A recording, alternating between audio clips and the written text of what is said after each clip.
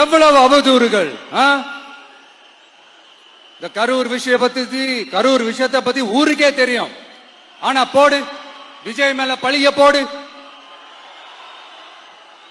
என்னடா இவ்வளவு பெரிய ஒரு பழிய தூக்கி விஜய் மேல போட்டாலும் மக்கள் விஜய் கூடவே நிக்கிறாங்க.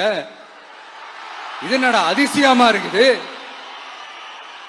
அப்படின்ட்டு அது ட்ரை பண்ணி பார்த்தாங்க. அது மக்கள் கிட்ட எடுபடல. சரி, அடுத்து வேற என்ன பண்ணலாம்? முடக்கு, ஜனநாயகனா முடக்கு. படத்தை முடக்கினா கொஞ்சம் பையன் கொஞ்சம் டிஸ்டர்ப் ஆயிடுவான். அதனால படத்தை முடக்கி, இது யாரு முடக்கினாங்கன்றது உங்களுக்கே தெரியும். அது நான் சொல்ல வேண்டிய அவசியம் உங்களுக்கு இல்ல. ஆனா இவன் படத்தை முடக்கினாலும் அவன் பாட்டுக்கு அதை கண்டுக்காம அவன் பாட்டுக்கு வேலையை பார்த்துட்டு போயிட்டே இருக்கான். அதுவும் எடுபடல. சரி, அடுத்து வேற என்ன பண்ணலாம்?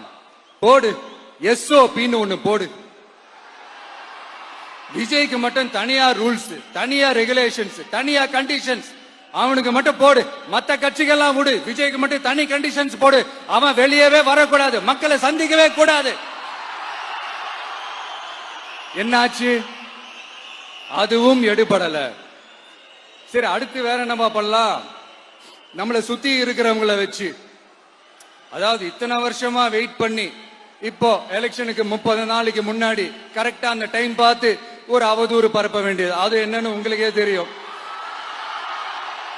அதுவும் மக்கள் கிட்ட எடுபடல. அது மாதிரி எத்தனை சோதனைகள், எத்தனை வேதனைகள் நீங்க கொடுத்தாலும் இந்த திமுக நாளையோ இல்ல இந்த பாஜக நாளையோ இல்ல இந்த மற்ற பலர் நாளையோ இல்ல எந்த